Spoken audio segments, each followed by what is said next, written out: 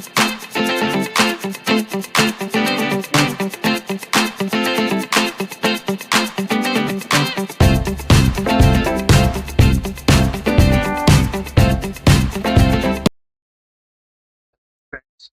Back to our channel.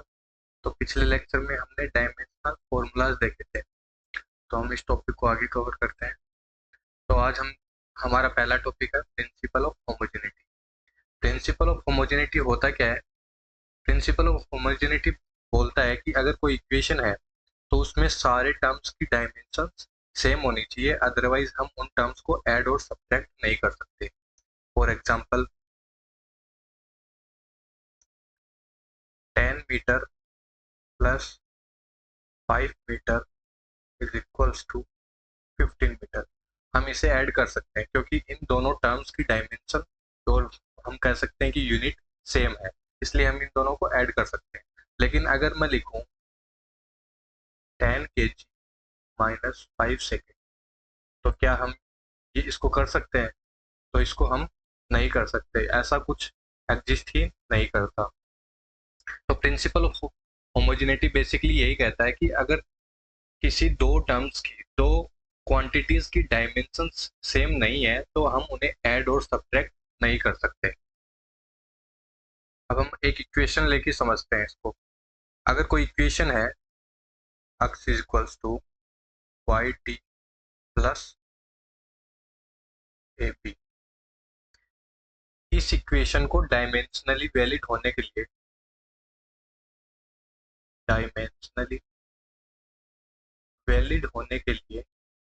Dimension of x should be equal to dimension of yt should be equal to dimension of ab, ऐसा होना चाहिए। For example अगर हम बोलें कि x की यूनिट मीटर पर सेकंड है तो इसकी डायमेंशन हो जाएगी l t माइनस 1। तो yt की यूनिट भी क्या होनी चाहिए? मीटर पर सेकंड होनी चाहिए, उसकी डायमेंशन भी एल टी माइनस 1 होगी। और ए बी की यूनिट भी क्या होनी चाहिए? मीटर पर सेकेंड, उसकी डायमेंशन भी एल टी माइनस 1 होनी चाहिए। तो प्रिंसिपल ऑफ होमोजेनिटी का मतलब यही है कि अगर कोई इक्वेशन है तो उसके सारे टर्म्स की डायमेंशन सेम होनी चाहिए, अदरवाइज वो इक्वेशन वैलिड नहीं होगी। अगर सेम उन सभी टर्म्स की डायमेंशन सेम होगी तभी वो इक्वेशन डायमेंशनली वैलिड होगी। फिर हम पढ़ते हैं इसके एप्लीकेशंस, क्या क्या एप्लीकेशंस है।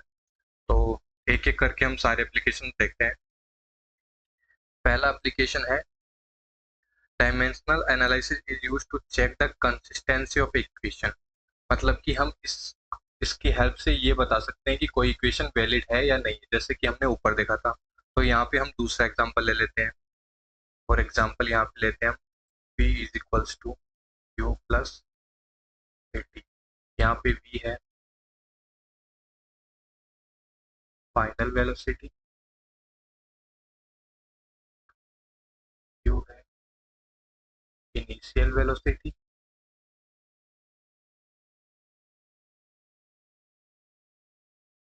a है एक्सेलरेशन, t है टाइम। तो ये चीजें हमें दी हुई हैं और हमें बताना है कि ये इक्वेशन वैलिड है या नहीं है। तो हम क्या करेंगे, सबसे पहले इनकी यूनिट देख लेते हैं। वेलोसिटी की यूनिट होगी मीटर पर सेकेंड, इसकी डायमेंशन होगी एल टी माइनस 1। यहाँ पे भी वेलोसिटी है तो इसकी यूनिट भी मीटर पर सेकेंड होगी, तो इसकी डायमेंशन होगी एल टी माइनस 1। ये एक्सीलरेशन है तो इसकी यूनिट होगी मीटर पर सेकेंड स्क्वायर, इसकी डायमेंशन होगी एल टी माइनस 2।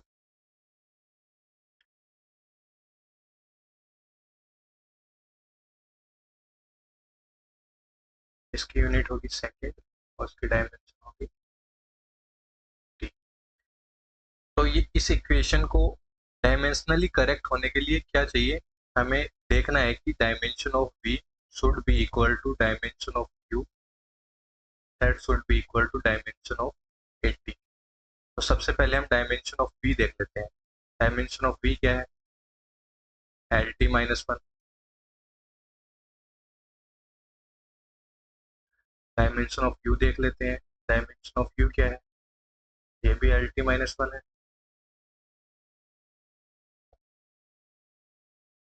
फिर हम देख लेते हैं डायमेंशन ऑफ ए टी।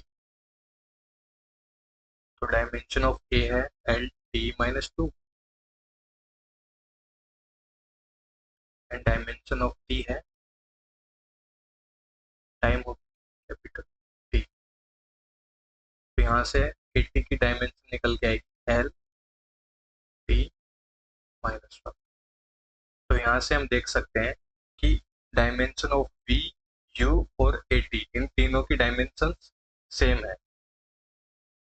तो हम कह सकते हैं कि ये इक्वेशन क्या है, डायमेंशनली डायमेंशनली वैलिड इक्वेशन। अब हम दूसरा एग्जांपल लेते हैं। Let's take x is equals to v t square. अब हमें इस इक्वेशन को भी चेक करना है कि ये डायमेंशनली वैलिड है या नहीं है। तो उसके लिए हमें क्या दिया हुआ है, हमें दिया हुआ है x डिस्टेंस है, v वेलोसिटी है एंड t इज टाइम। ये चीजें हमें दी हुई है और पूछा गया कि ये इक्वेशन डायमेंशनली वैलिड है या नहीं। तो हम इसे चेक कर लेते हैं। तो सबसे पहले हम इसकी यूनिट देख लेते हैं। डिस्टेंस की यूनिट होगी मीटर और इसकी डायमेंशन होगी एल। वेलोसिटी की यूनिट होगी मीटर पर सेकंड और इसकी डायमेंशन होगी एल टी माइनस वन।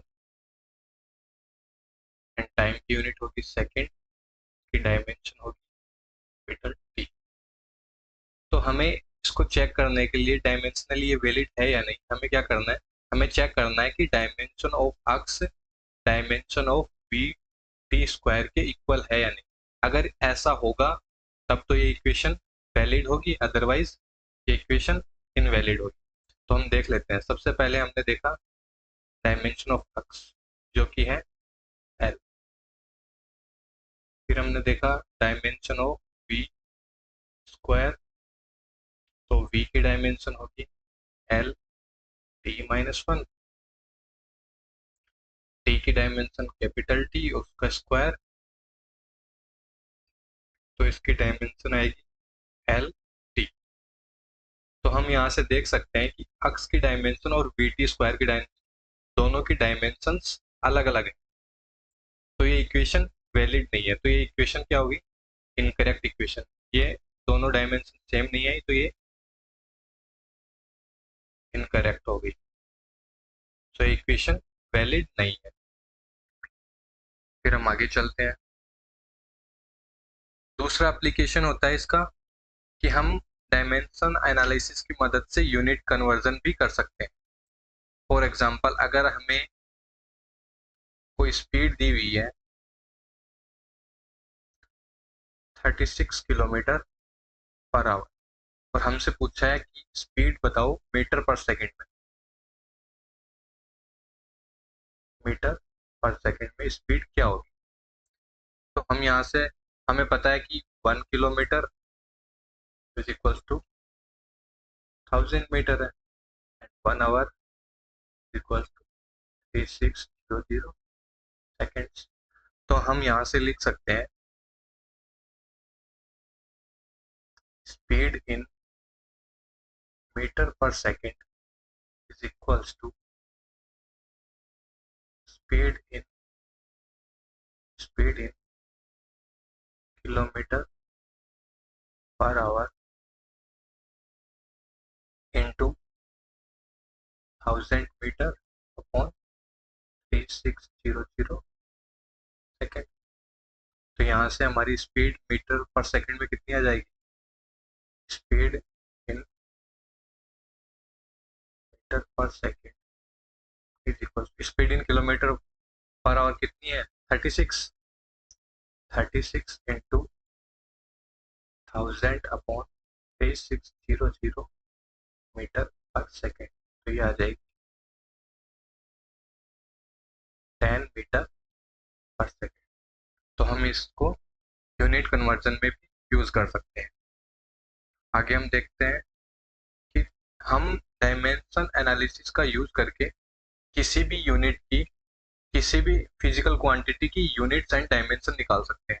अगर किसी इक्वेशन में हमें किसी फिजिकल क्वांटिटी की यूनिट और डायमेंशन नहीं पता, तो वो इसकी हेल्प से हम निकाल सकते हैं। तो इसका एक एग्जांपल देख लेते हैं। फॉर एग्जांपल हमें दिया हुआ है कोई equation x is equals to y plus b t. अब इसमें दिया हुआ है कि x की यूनिट है मीटर पर सेकंड, y की यूनिट है मीटर पर सेकंड एंड t की यूनिट है सेकंड। कितना दिया हुआ है, और हमसे पूछा है कि b की डायमेंशंस क्या होंगी और b की यूनिट क्या होगी। तो हमें b की, यहाँ से b की डायमेंशन और b की यूनिट निकाल। तो बाय प्रिंसिपल ऑफ होमोजेनिटी हम क्या कह सकते हैं यहाँ से, अगर ये इक्वेशन वैलिड है तो इसका x की डायमेंशन किसके इक्वल आनी चाहिए, y की डायमेंशन के, और वो किसके इक्वल आनी चाहिए, बी टी के। लेकिन ये इक्वेशन पहले से दी हुई है, मतलब कि ये तो वैलिड होगा ही। तो यहाँ से हम पहले b निकाल लेते हैं। b क्या होगा, b होगा यहाँ से x minus y upon t. तो जब यहाँ से हम डायमेंशन ऑफ b निकालेंगे तो वो आएगा dimension of x minus y upon dimension of t. अब x माइनस वाई, x और y दोनों मीटर पर सेकंड है में है, तो x माइनस वाई की वैल्यू भी मीटर पर सेकंड में आएगी। तो x माइनस वाई की डायमेंशन भी क्या हो जाएगी, एल टी माइनस वन,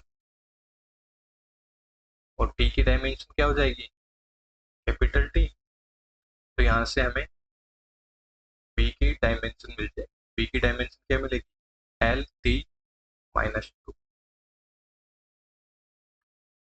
तो हमें मिली b की डायमेंशन जो कि है एल टी माइनस टू। अब हमें डायमेंशनल फॉर्मूला तो मिल गया b का, डायमेंशनल फॉर्मूला तो मिल गया। अब हमें यूनिट कैसे निकालेंगे, तो हम देखते हैं unit of b is equals to, अब लेंथ किसकी डायमेंशन होती है, मीटर की,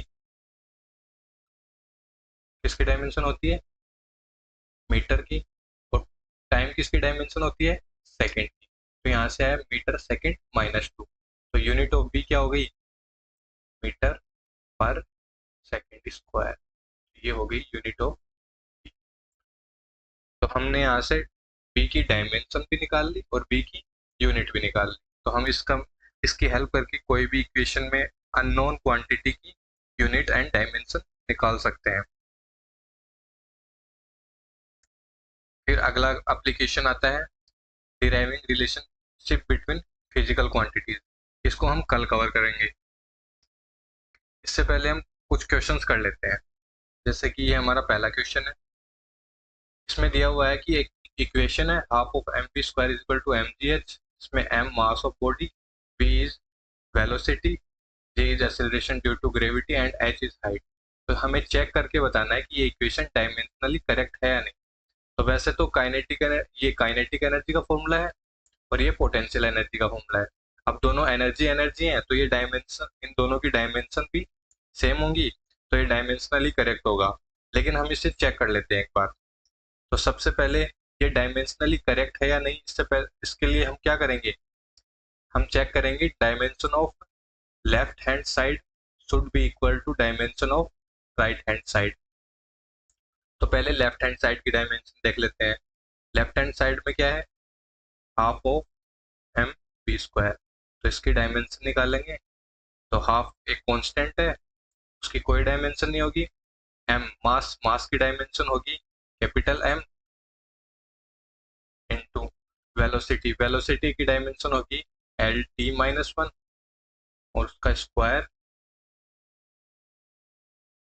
तो इसकी डायमेंशन निकल के आएगी M L two T minus two. तो ये तो हो गई half of m b square की डायमेंशन। अब हम देख लेते हैं एम जी एच की डायमेंशन। ई एच तो m हो गया मास, मास की डायमेंशन होगी कैपिटल M।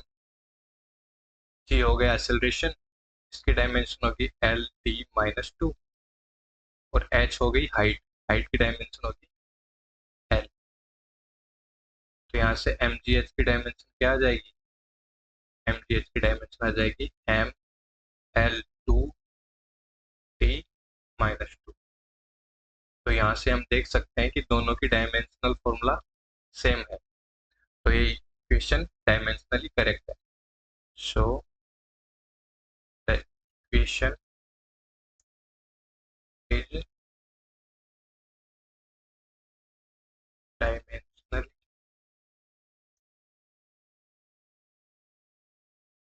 करेक्ट। अब हम आगे चलते हैं अपने दूसरे क्वेश्चन पे। दूसरा सवाल है कि हमें एनर्जी की यूनिट दी हुई है, एनर्जी की यूनिट है जूल, और जूल को हम लिख सकते हैं kg metre square second minus 2। Speed दी हुई है, उसकी यूनिट दी हुई है, स्पीड दी हुई है, उसकी यूनिट दी हुई है क्या, मीटर पर सेकंड। एंड एक्सेलरेशन दिया हुआ है, एक्सेलरेशन की यूनिट क्या दी हुई है, मीटर पर सेकंड स्क्वायर। तो जो एनर्जी की यूनिट होगी वही काइनेटिक एनर्जी की यूनिट होगी, क्योंकि काइनेटिक एनर्जी और एनर्जी जो भी जितनी भी एनर्जी है उन सबकी यूनिट सेम होगी और उनकी डायमेंशंस भी सेम होगी। तो हमसे क्वेश्चन दिए हुए हैं, जो 5 क्वेश्चन है। तो इसमें हमसे पूछा है कि हमें चेक करके बताना है इनमें से, इन 5 में से कौन कौन सी इक्वेशंस डायमेंशनली करेक्ट है। तो डायमेंशनली करेक्ट होने के लिए हमें फिर से क्या चेक करना पड़ेगा, dimension of LHS should be equal to dimension of RHS। तो LHS में तो काइनेटिक एनर्जी है, तो सबसे पहले हमें काइनेटिक एनर्जी की डायमेंशन निकाल लेते हैं। तो काइनेटिक एनर्जी की डायमेंशन क्या होगी, मास के लिए होगा कैपिटल M, मीटर के लिए होगा L2, एंड सेकंड के लिए होगा T-2। तो यहाँ से एनर्जी की डायमेंशनल फॉर्मूला निकल के आएगा ML2T-2। तो ये होता होगी लेफ्ट हैंड साइड की डायमेंशनल फॉर्मूला। अब हम राइट हैंड साइड का डायमेंशनल फॉर्मूला निकाल लेते हैं। उससे पहले हम यहाँ से वेलोसिटी की डायमेंशन निकाल लेते हैं, वो L t-1, एंड एक्सेलरेशन का डायमेंशनल फॉर्मूला होगा L t-2। फिर हम देखते हैं यहाँ से राइट हैंड साइड का डायमेंशनल फॉर्मूला, जो कि है m²v³ का। तो इसका होगा m है यहाँ पे मास, तो मास की डायमेंशन कैपिटल M का स्क्वायर, इनटू यहाँ पे v वेलोसिटी है, तो वेलोसिटी की डायमेंशन L t-1 उसका क्यूब। तो ये निकल के आएगा m² L³ एंड t-3। यहाँ से हम देख सकते हैं कि इसका डायमेंशनल फॉर्मूला और काइनेटिक एनर्जी का डायमेंशनल फॉर्मूला दोनों अलग अलग है, तो ये इक्वेशन वैलिड नहीं है, तो ये इनवैलिड इक्वेशन हो गई। दूसरा अब हम देख लेते हैं हाफ ऑफ mv² का dimensional formula of half of mv²। ये आएगा हाफ एक कांस्टेंट हो गया, m मास है, मास का डायमेंशन होगा m, v वेलोसिटी का डायमेंशन L t-1 उसका स्क्वायर। तो यहाँ से इसका डायमेंशन फॉर्मूला निकल के आएगा ML2t-2। तो यहाँ से हम देख सकते हैं कि इसका डायमेंशनल फॉर्मूला एनर्जी के डायमेंशनल फॉर्मूला की सिमिलर है, तो ये इक्वेशन एक वैलिड इक्वेशन होगी, dimensionally dimensionally correct equation. Okay, अब हम आगे देखते हैं। तीसरा है kinetic energy equals to ma। तो यहाँ से हम पहले ma का डायमेंशनल फॉर्मूला निकाल लेते हैं। तो m होगा मास, मास की डायमेंशन होगी m, a होगा एक्सेलरेशन, का डायमेंशन है L t-2। तो यहाँ से इसकी डायमेंशन निकल के आएगी ML T-2, लेकिन K का डायमेंशन क्या है? काइनेटिक एनर्जी है K, तो उसका डायमेंशन है ml2 T-2, तो ये दोनों तो सिमिलर नहीं है, तो फिर से ये वाला इक्वेशन इनवैलिड हो गया, तो इक्वेशन भी इनवैलिड हो गया। फिर अगली इक्वेशन देख लेते हैं, 3/16 mv², इसका डायमेंशन फॉर्मूला निकालेंगे, 3/16 कांस्टेंट हो गया, m का डायमेंशन कैपिटल M, v का LT-1 उसका स्क्वायर, तो ये आएगा ml2 T-2। तो हम देखते हैं कि इसका डायमेंशनल फॉर्मूला सिमिलर आ रहा है काइनेटिक एनर्जी के डायमेंशनल फॉर्मूला, तो ये इक्वेशन डायमेंशनली क्या होगी? Valid, dimensionally valid. ओके, फिर आगे हम देख लेते हैं पांचवा, जो कि है हाफ ऑफ mv² और ma। हमने यहाँ से देखा कि हाफ ऑफ mv² की यूनिट कितनी होती है?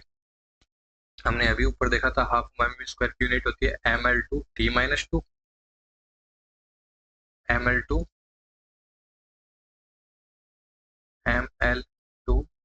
T-2, और ma की डायमेंशन क्या होती है? ma की डायमेंशन याद निकालिए, वो क्या है? ml T-2। यहाँ से हम देख सकते हैं कि इन दोनों की डायमेंशन सिमिलर नहीं है, ये दो, इन दोनों क्वांटिटीज की डायमेंशन सिमिलर नहीं है। और प्रिंसिपल ऑफ होमोजेनिटी क्या कहता है कि अगर हम दो क्वांटिटीज की डायमेंशन सेम नहीं है तो हम इन्हें ऐड और सब्ट्रैक्ट नहीं कर सकते, तो ये इक्वेशन तो वैसे ही इनवैलिड होगी, तो ये इक्वेशन भी इनकरेक्ट हो गई। तो यहाँ से हमें दो इक्वेशन मिलती है जो डायमेंशनली वैलिड है। पहले तो k = 3/16 mv², और दूसरी कौन सी है? k = half mv²। अब यहाँ से हमें दो इक्वेशन क्यों मिली और इनमें से कौन सी सही है वो हम देखते हैं। हमें पता है कि काइनेटिक एनर्जी की इक्वेशन तो हाफ ऑफ mv² होती है, लेकिन यहाँ से ये एक और इक्वेशन निकल के आ रही है, ये भी डायमेंशनली वैलिड है। तो हम कल कल हम देखेंगे कि इनमें से कौन सी इक्वेशन सही है और हम इसमें क्या गलती कर रहे हैं। तो तब तक के लिए थैंक यू, हंसते रहिए, मुस्कुराते रहिए।